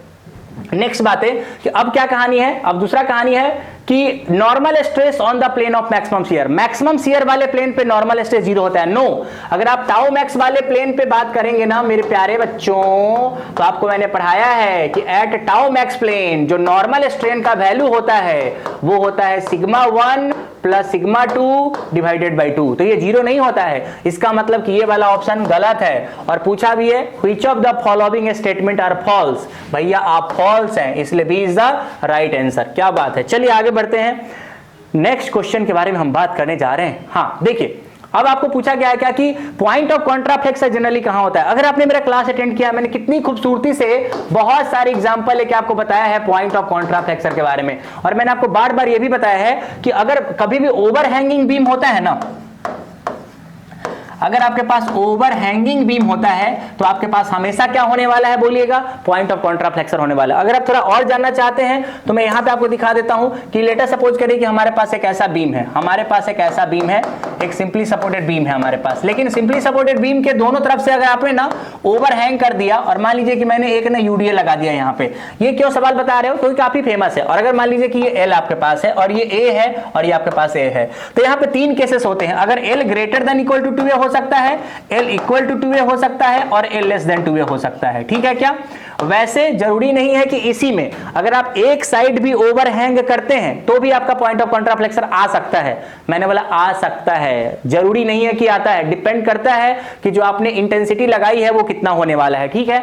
और पॉइंट ऑफ कॉन्ट्राफ्लेक्सर का मतलब है पॉइंट ऑफ अपोजिट बेंडिंग, कि वो ऐसा पॉइंट जहां पे सैगिंग बेंडिंग मोमेंट ने ना हॉगिंग बेंडिंग मोमेंट को न्यूट्रलाइज कर दिया होगा, ठीक है। एंड द सेम सोचो यहाँ पे कि अगर आप बेंडिंग मोमेंट इसका बनाते हो ना तो आपको पहले से पता है कि इसका बेंडिंग मोमेंट बहुत तरीके का आता है। एक तो आपको ऐसा दिखेगा बेंडिंग मोमेंट, देखिए ध्यान से, क्लियर है क्या सब लोग? बहुत सिंपल तरीके से जस्ट एलिमेंट यहाँ पे मैंने उल्टा बना दिया है, यूडीएल है ना, यूडीएल है तो देखिए ऐसा बनेगा आपका बेंडिंग मोमेंट। ये देखिए यहाँ पे सबसे पहले यहाँ पे आपका बेंडिंग मोमेंट 0 हो जाएगा और फिर आपका बेंडिंग मोमेंट होगा ना ये इस तरीके से आपके पास आएगा, ठीक है।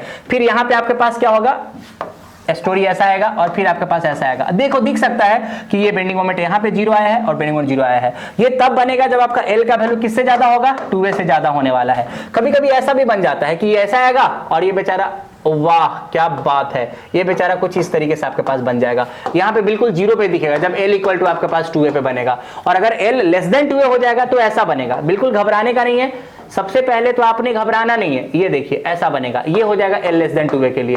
तो अगर L लेस देन 2a है ना तो भले ही ओवरहैंग है लेकिन यहाँ पे आपको कॉन्ट्राफ्लेक्सर नहीं दिख रहा है, लेकिन यहाँ पे आपको क्या दिख रहा है, कॉन्ट्राफ्लेक्सर दिख रहा है। तो यहाँ पे दो कॉन्ट्राफ्लेक्सर आपको दिखेंगे। तो डिपेंड करता है कि जब आपका कभी भी बीम ओवरहैंगिंग बीम है ना तो वहां पे आपके पास कॉन्ट्राफ्लेक्सर दिखने के चांसेस जो है ना वो काफी ब्राइट हो जाते हैं, ठीक है क्या? सोचो और देखो यहाँ से, which of the following beam likely to have a, देखो इसलिए सवाल देखो कितना प्यारा पूछा है, लाइकली टू हैव ए, यही नहीं बोला कि होगा ही, हो सकता है, likely to have a. contraflexor if it is loaded with the uniformly distributed load over the entire span and this is simply beam with the overhanging। तो काफी अच्छा चांस रहता है इसका कि आपके यहाँ पे बीम क्या हो जाएगा, पॉइंट ऑफ कॉन्ट्राफ्लेक्सर को शो कर देगा। तो होप कि आपको बड़ा मजा आ रहा होगा। सर मजा तो आपको आ रहा होगा, हमने तो सवाल ही गलत कर दिए हैं। ये सब स्ट्रक्चर के सवाल है, सर आपको बताएंगे, कोई दिक्कत की बात नहीं है। चलिए अब मैं 270 क्वेश्चन पे आ गया हूं। सॉम का है कि एक जनरल एक्सप्रेशन है बेंडिंग मोमेंट का कि at any distance of a simply supported beam length L पे, हमारा mx लेंथ एल है आपका बीम का, ये आपके पास बेंडिंग मोमेंट है। ये तो आपने बहुत बार देखा होगा कि अगर बेंडिंग मोमेंट का इक्वेशन है WLX divided by 2 minus WX square divided by 2, तो क्या पूछा है, द बीम कैरीज ए। अब आप खुद सोच के बताओ कि ये वाला बेंडिंग मोमेंट इक्वेशन कब आता है। मैं आपको दिखा दूं थोड़ा सा, आ जाइए दिखा देता हूं कैसा आएगा। अगर मान लीजिए कि आपके पास एक सिंपली सपोर्टेड बीम और यहां भी आपके पास सिंपली सपोर्टेड बीम है, ठीक है क्या, simply supported beam, simply supported beam. अच्छा तुम लोग ऐसा मत समझ लेना कि अगर दोनों तरफ से मैंने ये बना दिया है तो सिंपली सपोर्टेड नहीं है, ये भी सिंपली सपोर्टेड ही बीम है। समझ आ रहा है क्या, तो चिंतित नहीं होना है बिल्कुल भी। तो चलिए इसके बारे में बात नहीं करें क्योंकि बहुत ज्यादा हायर कंसेप्ट हो जाएगा। ये क्या है आपके पास, ये W न्यूटन पर मीटर आपके पास है। खुद ही सोच के बताओ कि अगर मैं कोई x डिस्टेंस पे बात करता हूं बेंडिंग मोमेंट का और यहां से यहां तक x है, तो आपको ऐसा नहीं लगता कि ये जो रिएक्शन है टोटल का टोटल लोड कितना हो जाएगा, W इंटू एल, तो इसका आधा पार्ट लगेगा WL/2 और यहां पे इसका आधा पार्ट लगेगा WL/2। तो x डिस्टेंस पे देखोगे तो ये वाला x पार्ट है क्या, हाँ सर जी, तो ये कितना लगाएगा, ये लगेगा W इंटू एक्स। अब सोचो ध्यान से और बताओ what is the bending moment at xx, ये हो जाएगा WL/2 इंटू एक्स और ये आपके पास सैगिंग बेंडिंग मोमेंट करेगा, ठीक है, और ये WX into minus WX into और यहां से यहां का डिस्टेंस आधा पे लगेगा पूरा का पूरा लोड, तो ये हो जाएगा आपके पास x/2, तो इंटू हो जाएगा x/2। तो ये जो बेंडिंग मोमेंट इक्वेशन आपने निकाला है किसके लिए निकाला है, निकाला है कि जब कोई सिंपली सपोर्टेड बीम जो है ना वो यूडीएल को लगाता है तब के बारे में। ऑप्शन चेक करें भाई साहब, जनरल एक्सप्रेशन है देन बीम कैरीज ए, बहुत बढ़िया सवाल है भैया, uniformly distributed load W per unit length over the entire span, पूरे स्पैन पे लगाएंगे तब जाके आया है। मैंने बोला है ना it is all about the practice. कितना बार भी एग्जाम दीजिए लेकिन आपकी प्रैक्टिस नहीं है ना तो फिर एग्जाम नहीं निकाल पाएंगे। हाँ हर बार बोलेंगे कि 15 नंबर कम रह गया, 10 नंबर कम रह गया, ये हो गया वो हो गया, कहने से कोई फायदा नहीं है। किसको कहेंगे, थोड़ा दिन तक उसको कहेंगे जिससे आपने पढ़ा है, बट प्रैक्टिस तो आपको करना ही पड़ेगा क्योंकि ये सारा का सारा जो एग्जाम है ना वो नॉलेज से कहीं ज्यादा स्पीड का है। तो आपको नॉलेज ऑप्टिमम भी हो चलेगा लेकिन स्पीड आपकी बहुत अच्छी होनी चाहिए, ठीक है। चलिए बाकी सवाल आपको देख सकते हैं आप, कि मैं देख लेता हूं कि सॉम का और कोई सवाल है क्या, पर अदरवाइज तो मैंने लगभग सारे सवाल कवर कर दिए हैं। ओके इन्फ्लुएंस डायग्राम है, ओके। और देखो यहाँ पे एक और सवाल आपके पास दिख रहा है, यहाँ पे देखिए ये 275 वाला क्वेश्चन है जो मैंने पहले सॉल्व किया है कि एक सिंपली सपोर्टेड बीम है जिसमें यूबीए लगा हुआ है, zero intensity at one end and other and पे डब्ल्यू लग रहा है। अगर बीम का लेंथ एल है तो किस डिस्टेंस पे शियर फोर्स आपके पास जीरो होने वाला है। अब देखो मैंने इस सवाल को अभी अभी सॉल्व करके आपको दिया है, अभी मैं ले चलता हूं आपको। चांद के पार चलो, चांद के पार चलो, ये देखो, और मैंने आपको बताया है कि शियर फोर्स जीरो होता है L/√3 पे, दिख रहा है क्या, दिस इज L/√3 पे शियर फोर्स आपका जीरो होने वाला है। तो बड़े ही आसानी से आप वापस आके बता सकते हो कि सर मुझे पता चल चुका है कि इसका आंसर L/√3 है। तो ये देखिए एक ही कंसेप्ट पे दो सवाल आ चुके हैं, पर आप भागते हो कि अरे यार तो लंबा कैलकुलेशन है, मेरे से बनेगा क्या, और देखिए दो क्वेश्चन आ चुके हैं यहाँ पे। तो होप कि आपको चिंतित बिल्कुल भी नहीं होना है। बाकी तो चीज आपको बिल्कुल समझ में आ ही रही होगी। ये 278 में है स्ट्रेन एनर्जी क्या है, बिल्कुल सही है, स्ट्रेन एनर्जी आपके पास सिग्मा स्क्वायर अपॉन 2 होता है। इक्विवेलेंट स्टिफनेस, अगर दो स्प्रिंग को आपने सीरीज में ऐड कर दिया है कि मान लीजिए पहला स्प्रिंग आपके पास ऐसा है और दूसरा स्प्रिंग आपके पास ऐसा है, तो याद रखिएगा कि जो उसका इक्विवेलेंट स्टिफनेस होता है ना, अगर ये K1 है और ये K2 है तो उसका इक्विवेलेंट स्टिफनेस हो जाता है K1 K2 divided by K1 plus K2। और आपने पढ़ा होगा कि करंट इलेक्ट्रिसिटी जैसा नहीं होता है, उल्टा होता है, और अगर पैरेलल में होता तो K1 प्लस K2 हो जाता। तो सिंपल सी बात है कि आंसर हो जाएगा A, कोई दिक्कत की बात आपके सामने में नहीं है। बाकी आपको ट्रस का सवाल दिख रहा होगा, बाकी आपको एक ट्रस का सवाल दिख रहा है, देखिए यहाँ पे कि ट्रस में आपके पास ज्वाइंट m है और सिंपल परफेक्ट रस क्या होगा, तो बड़ा ही सिंपल है, जब आपका m इक्वल टू 2j-3 हो जाएगा, जब आपका m इक्वल टू 2j-3 हो जाएगा तो आपका कहानी बहुत आसानी से आप बता सकते हो। अब एक और सवाल मैं आपसे पूछना चाहता हूं, 282 क्वेश्चन है कि एक सिंपली सपोर्टेड बीम है और जिसमें लेंथ उसका l है और फ्लेक्सुरल रिजिडिटी EI है, पॉइंट लोड P है, और बोला गया है क्या कि आप बताइए कि स्ट्रेन एनर्जी बताइए। मैं आपको नेक्स्ट पेज पे ले चलता हूं ताकि आपको मैं बता पाऊं कि स्ट्रेन एनर्जी हम कैसे निकालने वाले हैं इसका, ठीक है। सुनिए, सिंपली सपोर्टेड बीम है क्या, हाँ सर जी, ये रहा आपके पास सिंपली सपोर्टेड बीम और इसके मिड पॉइंट पे हमने एक लोड लगा दिया है, क्या है, W, ये है L/2, ये है L/2। अच्छा, इसका बेंडिंग मोमेंट डायग्राम थोड़ा ड्रॉ करें, तो इसका बेंडिंग मोमेंट डायग्राम कुछ ऐसा बनेगा, सबको पता है, अगर नहीं पता है तो सोचिए कि बहुत सारा चीज आपको पढ़ना है अभी, ठीक है। स्टार्ट कर दीजिए जितना जल्दी कर सकते हैं, A, B और ये क्या है आपके पास C। अब आप सोचो थोड़ा सा कि आपको ऐसा नहीं लगता कि अगर मैं A से B के बाद A से C के बीच में बात करूंगा तो जो हमारा बेंडिंग मोमेंट है ना वो हमेशा वेरी करते जा रहा है, क्या बढ़ती कर जा रहा है, बेंडिंग मोमेंट हमेशा वेरी करते जा रहा है। और मान लीजिए, ध्यान समझिएगा, बेंडिंग मोमेंट वेरिएबल है, पहले यहाँ पे 0 है और बढ़ते बढ़ते बढ़ते बढ़ते बढ़ते बढ़ते बढ़ते बढ़ते WL/4 आ गया है। तो कहने का मतलब क्या समझे आप, कहने का मतलब सिंपल यही समझे कि स्ट्रेन एनर्जी का फॉर्मूला क्या होता है, स्ट्रेन एनर्जी का फॉर्मूला होता है बेंडिंग मोमेंट x² dx/2EI, और इसको इंटीग्रेट करना पड़ेगा आपको जहां से जहां आपको जाना है। तो ऐसा मान लीजिए कि मैं आधा बीम के बारे में बात करता हूं, यहां से यहां के बारे में बात करता हूं और मैं 2 से मल्टीप्लाई कर दूंगा, तो खुद ही बताइए कि क्या मैं 0 से L/2 तक इंटीग्रेट करूं, तो यहां से यहां तक के बारे में बात करते हैं हम लोग। तो बेंडिंग मोमेंट क्या हो जाएगा आपके पास, W × x। देख सकते हो कि यहां पे आपके पास xx अगर मैं लेंगा तो बेंडिंग मोमेंट हमारे को क्या आ जाएगा, बेंडिंग मोमेंट जो हमारे को दिखेगा वो दिखेगा W/2 × x। बस काम खत्म है, W/2 × x यहां पे डाल दीजिए तो क्या हो जाएगा, WX/2 का होल स्क्वायर × dx और डिवाइडेड में क्या हो जाएगा 2EI। This is the expression for the strain energy method, mxx का स्क्वायर अपॉन 2EI × dx। और 2 से मल्टीप्लाई क्यों किया, क्योंकि हमने कैलकुलेशन इसी का किया है बट एग्जैक्टली सेम है तो हमने 2 से मल्टीप्लाई कर दिया। अब देखो, क्या आप ऐसा बोल सकते हो क्या कि 2 × W² और नीचे आपके पास कितना हो जाएगा 4 हो जाएगा और नीचे फिर से आ जाएगा 2EI आ जाएगा, देखते रहना मास्टर कैलकुलेशन गलती ना करे, और ये x² का इंटीग्रेशन हो जाएगा x³/3 हो जाएगा और ये हो जाएगा आपके पास 0 से L/2 हो जाएगा। तो मुझे लगता है कि 2 ने 2 को मार दिया, ये बचेगा W² × 4EI इंटू, और ये हो जाएगा LQ डिवाइडेड, और 3 नीचे ले लो फिर से, 3 इज ऑलरेडी नीचे, और यहाँ पे देखिएगा LQ ऊपर में हो जाएगा और ये हो जाएगा आपके पास 8। तो कितना बचा आपके पास, W² LQ divided by 96 × EI। तो सिंपल से आपने स्ट्रेन एनर्जी निकाल दिया। मैंने बोला ना कि ये फॉर्मूला बहुत ही क्रूशियल फॉर्मूला था आपके पास, अगर आपको ये याद नहीं होगा तो आपसे नहीं निकलेगा। मैंने बताया है स्ट्रेन एनर्जी मेथड में कैसे आप निकालते हो स्ट्रेन एनर्जी, देखो मैंने निकाल दिया यहाँ पे, और सिंपल फॉर्मूला देखो P²। अच्छा मैंने W ले लिया है पर यहाँ पे इसने P लिया हुआ है, तो बहुत सिंपल तरीके से आप बोल सकते हो कि P² LQ/96 × EI is the strain energy. ठीक है क्या, चलिए नेक्स्ट देखते हैं कि कोई और सवाल है क्या। तो बाकी तो सवाल आपके स्ट्रक्चर्स के दिख रहे हैं और बाकी 1-2 सवाल और हैं जो मैं आपको दिखा देता हूं, पर बहुत ही आसान है। ये एक सवाल कैसा है देखिए ध्यान से, 285 क्वेश्चन को देखिए थोड़ा सा। 285 क्वेश्चन है कि हमारे पास EI का वैल्यू निकालना है, कि हमारे पास एक ऐसा है, देखो ध्यान से, एक ऐसा है हमारे पास रेक्टेंगुलर सेक्शन जो B लेंथ है और डेप्थ आपका क्या है, B विड्थ है और डेप्थ आपका ये है, और एक आपके पास कैसा है कि ये B है और ये वाले को 2D मान लीजिए।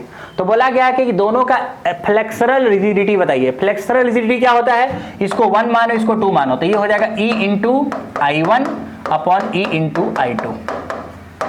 अब देखिए सिमिलर मटेरियल का मतलब क्या हुआ, कि सिमिलर मटेरियल का मतलब कि दोनों का E का वैल्यू सेम होगा, मतलब कि जाने अनजाने में आपको I1/I2 के बारे में पूछ रहा है ये। अब I1/I2 क्या लिखोगे मुझे बता दो थोड़ा सा, तो ये लिखोगे 1/12 × B × dq, अच्छा है क्या, और डिवाइडेड बाय इसको क्या लिखोगे 1/12 × B × 2D का Q, मतलब ये हो जाएगा आपके पास 8D का Q, ये सब मरेगा, ये दिखेगा आपको 1/8। तो सिंपल सा दिख रहा है आपके पास कि 1/8 इज द राइट आंसर, कोई भी चिंता करने की बात नहीं है। अगर आप बार बार चिंता कर रहे हो मतलब आपने पढ़ाई नहीं करी है, इसलिए आप पढ़ाई करना स्टार्ट कर दीजिए। ठीक है, अब next and last question, I think so कि हमारा लास्ट क्वेश्चन सॉम का है। सॉम से बड़े सारे क्वेश्चन आए हुए हैं, फ्लूइड से काफी कम है, बट सॉम से काफी रिलेटिवली इजी सवाल है। अगर आपने अच्छे से पढ़ा होगा तो आपने बना लिया होगा। The elastic section modulus of the dimensional area A square, ये पूछा है क्या, A Q upon 6√2 AQ by 12 elastic section modulus of the diamond section of the area A square would be. Okay guys, okay guys, मुझे लगता है कि इसने शायद कुछ गलत लिखा हुआ है, मैं आपको निकाल के दिखा देता हूं। देखिए, मान लीजिए एक डायमंड सेक्शन आपको बोला कि ये हमारा एक डायमंड सेक्शन है, ठीक है, ये डायमंड सेक्शन है, और ये आपको मैंने एग्जाम के अंदर में बताया है कि ये ए साइड है, ये भी ए साइड है, ये भी ए साइड है, ये भी ए साइड है, तो एरिया ए स्क्वायर हो जाएगा क्या। हाँ, बोला गया इसका सेक्शन मॉडुलस बताइए, किसके अबाउट पूछा है, मैं एक बार चेक कर लूं। इलास्टिक सेक्शन मॉडुलस, तो मतलब चलो आप इसके अबाउट निकाल दीजिए, किसके अबाउट, ये जो पूरा का पूरा ये वाला एक्सिस है ना, इसके अबाउट मान लीजिए कि इसके बारे में बात कर रहे हैं। अब सुनो कि आप सबसे पहले एक ऊपर वाले जितना को मैं डॉट करके दे रहा हूं ना, उसके बारे में पहले आई बताओ उसका, तो आई इसके अबाउट क्या हो जाएगा, तो आप बोलोगे 1/12, और ये पूरा का पूरा विड्थ यहां से यहां तक कितना हो जाएगा, कोई बता सकता है मुझे क्या। सर जी ये तो आपके पास होने वाला है √2a, कितना होने वाला है, √2a, तो ये हो जाएगा 1/12, और ये हो जाएगा b, और dq ये वाला जो आपके पास हाइट होगा वो हो जाएगा a/√2, कितना हो जाएगा, a/√2, this is simply a/√2। अरे पता चल रहा है ना a/√2 कैसे हो रहा है, क्योंकि अगर पूरा का पूरा √2 है तो आधा तो a/√2 ही होगा ना, तो सोचो कि i कितना हो जाएगा, 1/12 √2a into AQ divided by 2√2, √2 ने √2 को मार दिया, तो ये हो जाएगा AQ डिवाइडेड बाई 24 आपके पास। अच्छा, ये जो मोमेंट ऑफ इनर्शिया है ना, आपने ये जो ये वाला एक्सिस है उसके अबाउट लिया है, अरे पता चला ना सर, पर मोमेंट ऑफ इनर्शिया तो 1/36 bh होता है ना, हाँ, लेकिन वो न्यूट्रल एक्सिस के अबाउट होता है, ध्यान से समझिए। अगर आपका कोई ट्रायंगल है और उसका न्यूट्रल एक्सिस के अबाउट लेंगे तब जाके 1/36 bh आपके पास आता है, बट आपने पता है क्या लिया है, ये बेस के अबाउट लिया है, और मैंने आपको पढ़ाया है कि बेस के अबाउट जो मोमेंट ऑफ इनर्शिया होता है 1/12 BD होता है, इसलिए मैंने देखो इसके अबाउट लिया है ये पूरे ट्रायंगल का, तो इसलिए 1/12 लिखा है। पर सर जितना ट्रायंगल ऊपर है उतना ही ट्रायंगल तो नीचे है ना, इसीलिए अगर आप आई टोटल निकालोगे तो 2 से मल्टीप्लाई करना पड़ेगा, तो ये आपका हो गया टोटल मोमेंट ऑफ इनर्शिया, और ये हो जाएगा AQ डिवाइडेड बाई 12, हाँ या ना बोलिए। तो ये जो आपका बेस है ना, इसके बाद पूरा का पूरा डायमंड सेक्शन का मोमेंट ऑफ इनर्शिया हो जाएगा आपके पास AQ डिवाइडेड बाई 12। आपसे क्या पूछा है, सेक्शन मॉडुलस। सेक्शन मॉडुलस क्या होता है बताइए मुझे। सेक्शन मॉडुलस का वैल्यू आपने पढ़ा होगा बहुत आसानी से कि z होता है, इसको बोलते हैं सेक्शन मॉडुलस z, और z होता है आपके पास I/y max। क्या होता है, I/y max, और I आपके पास कितना है, AQ/12, और y max कितना है, a/√2, क्योंकि देखो ना यहां से मैक्सिमम आप a/√2 तक जा सकते हो, तो दिस इज सिंपली a/√2। अब यहां पे क्या हो जाएगा, हमने सब सही करा ना, चेक कर लीजिए, आपके पास I का वैल्यू सही है, AQ/12 आपके पास आ गया है, और मैं क्या निकाल रहा हूं, जस्ट अलाउ मी मोमेंट, इसको मैं मिटा दूं सबसे पहले। हाँ, अब मेरे बात ध्यान से समझिएगा कि आपके पास जैसी AQ/12 आपके पास क्या आ गया है, AQ/6 आपके पास क्या आ गया है, AQ/12 सॉरी, AQ/12 आपके पास ऐसा आ गया है। ये AQ/12 आपके पास क्या है, this is simply total moment of inertia, yes, I total आपके पास है, ये I आपके पास टोटल है। अब सोचो कि अब जैसे आपके पास मोमेंट ऑफ इनर्शिया और आपको सेक्शन मॉडुलस निकालना है, मैं पीछे आ जाता हूं थोड़ा सा, इलास्टिक सेक्शन मॉडुलस, और आप सेक्शन मॉडुलस के बारे में बहुत अच्छे तरीके से जानते हो। आपको बेंडिंग इक्वेशन याद है क्या, अगर आपको याद नहीं है तो मैं आपको बताता हूं, बेंडिंग इक्वेशन में आपने पढ़ा था क्या होता है, यहां पे M/I equal to sigma B upon Y max equal to E/R, यही पढ़ा ना आपने। तो अगर आप 1 और 2 इक्वेशन को देखोगे तो क्या हो जाएगा आपके पास, M equal to sigma B into Y upon आपके पास हो जाता है Y मैक्स। इसका मतलब क्या हुआ कि जो बेंडिंग स्ट्रेस आपके पास होता है वो सिंपली हो जाता है M/Z हो जाता है, क्या होता है Z, और Z इक्वल टू आपके पास क्या होता है I अपॉन Y मैक्स हो जाता है। दिख रहा है क्या सब लोगों को। तो यहां से हमने निकाला है आपके पास, ये दोनों मैंने y मैक्स क्यों लिखा है, सिग्मा b इंटू आई होगा यहाँ पे, सिग्मा b इंटू वाई हो जाएगा यहाँ पे, और यहाँ पे हो जाएगा y मैक्स। तो z इक्वल टू आपके पास क्या हो जाएगा I मैक्स, और यही पूछा है कि what is the section modulus. आपके पास I का वैल्यू पहले से पता है, अरे बोलो है ना, और आपके पास y मैक्स का वैल्यू आपको पुट करना है। जैसे ही y मैक्स का वैल्यू पुट करेंगे तो देखो ऊपर में आपके पास कितना है, 1/12 है ना, रेशियो की बात कर लेते हैं हम लोग। कहाँ गया, अरे कहाँ चले गए तुम, पीछे पेज पे चलते हैं। ओके 1/12 आपके पास है, तो जैसे आप 1/12 आपके पास है और मैक्सिमम आपके पास क्या करना पड़ेगा, a डिवाइडेड बाई √2 करना पड़ेगा। तो मुझे लगता है कि बाकी आपके पास कितना हो जाएगा, जस्ट अलाउ मिनट, मैं कुछ कैलकुलेशन गलत कर रहा हूँ क्या, मैं एक बार चेक कर लूँ। एरिया a² AQ बाई, कहीं पे मैंने छोटा सा कैलकुलेशन गलत कर दिया है, लेकिन फिर भी मैं चेक कर लेता हूँ। आपके पास ये z जो आपके पास हो जाएगा वो हो जाएगा I/y मैक्स, इसमें कोई डाउट नहीं है। और I हमने खुद ही बोला है 1/12 BDQ है। पीछे वाले पेज पे मैं चलूंगा थोड़ा सा, और I हो जाएगा 1/12 √2 इंटू a/√2 का Q आपके पास हो जाएगा, तो ये हो जाएगा √2 इंटू AQ। ओके गाइज, वही तो मैं बोलूँ कि मैं चमत्कार क्या कर रहा हूँ, यहाँ पे तो A4 हो जाएगा ना। ओके सॉरी, यहाँ पे आपके पास हो जाएगा A4, यहाँ पे आपने लिखा है A4, ठीक है। और यहाँ पे भी आपके पास अभी हो जाएगा सिंपल A4। तो यहाँ पे आपके पास क्या हो जाएगा, सिंपली दिस इज सिंपली हो जाएगा A4 डिवाइडेड बाई 12। तो अभी आपके पास A4/12 आपके पास है, ध्यान से समझिएगा। तो यहाँ पे भी आपके पास A4/12 आपके पास हो जाएगा, ठीक है। अभी तो कुछ किया ही नहीं ना मैंने ना, A4/12 हो जाएगा। अब आप खुद ही सोच के बताओ। हाँ, अब सही हो जाएगा, क्योंकि हमने कैलकुलेशन वहां पे एरर करा हुआ था, क्योंकि हमने AQ ले लिया था। क्योंकि देखो ना, A इंटू AQ A4 होगा ना, तो A4/12 आपके पास आ गया। अब सोचो कि आपके पास Z = I/y मैक्स, तो ये क्या हो जाएगा, A4/12 आपके पास। और y मैक्स कितना हो जाएगा आपके पास, a डिवाइडेड बाई √2 हो जाएगा। पता चला ना y मैक्स क्या हो जाएगा, a/√2। तो ये आपके पास हो जाएगा AQ डिवाइडेड बाई 6√2। मैंने बोला ना कि कुछ करना नहीं होता है, सिर्फ आप कैलकुलेशन चेक करते रहें। कैलकुलेशन अगर गलत हो गया तो गलत हो जाएगा, लेकिन कैलकुलेशन मैंने यहाँ पे ठीक कर दिया है, क्योंकि आपने देखा है कि AQ लिख दिया था हमने, A4 होने वाला था, इसलिए हमारा आंसर जो है ऐसा लग रहा था, एक कम आ रहा था हमको। तो AQ divided by 6√2, AQ divided by 6√2, तो ये ऑप्शन राइट होने वाला है। पर इन्होंने क्या चमत्कार किए हैं, देखो मैं, इन्होंने चमत्कार किए हैं ये वाला। तो नहीं, ये तो सही नहीं लग रहा है, ये गलत ऑप्शन लग रहा है। अगर 6√2 कर दूंगा तो √2, नो ये गलत है, ठीक है। तो elastic section modulus of the diamond section, ये आपके पास AQ डिवाइडेड बाई 6√2 होने वाला है। तो ओवरऑल मैंने सारे के सारे सवाल आपको बता दिए हैं, पर जहां तक मैं समझ पा रहा हूं यहाँ पे, अगर हमने कैलकुलेशन एरर नहीं किया है तो, क्योंकि देखो मैं कोई प्रेपर करके सवाल नहीं बताता हूं, ठीक है, कि पहले मैं पूरा बना लूंगा उसके बाद मैं तुम लोग को बताऊंगा, वैसे नहीं बताता मैं, ठीक है। आया, खोला, बना डाला, ठीक है। इसलिए तुम देख सकते हो कि कहीं कहीं पे मैं कैलकुलेशंस को A4 ऐसा कर दे रहा हूं, तो आप समझ पा रहे होगे, आपको कंसेप्ट क्लियर होना चाहिए। रटंत विद्या में भरोसा मत करिए। तो ये मैं जहां तक समझ पा रहा हूं, तो एक ये आंसर आपका गलत दिख रहा है, और दूसरा जो आपको मैंने बताया कि WL²/9√3 जो मैक्सिमम बेंडिंग मोमेंट था वो, तो मेरे ख्याल से ये दो जो है ना, जहां पे आप क्लेम कर सकते हो। बाकी पे क्लेम अगर करोगे तो फिर होगा नहीं कुछ, क्योंकि सही है लगभग सारी चीजें, ठीक है।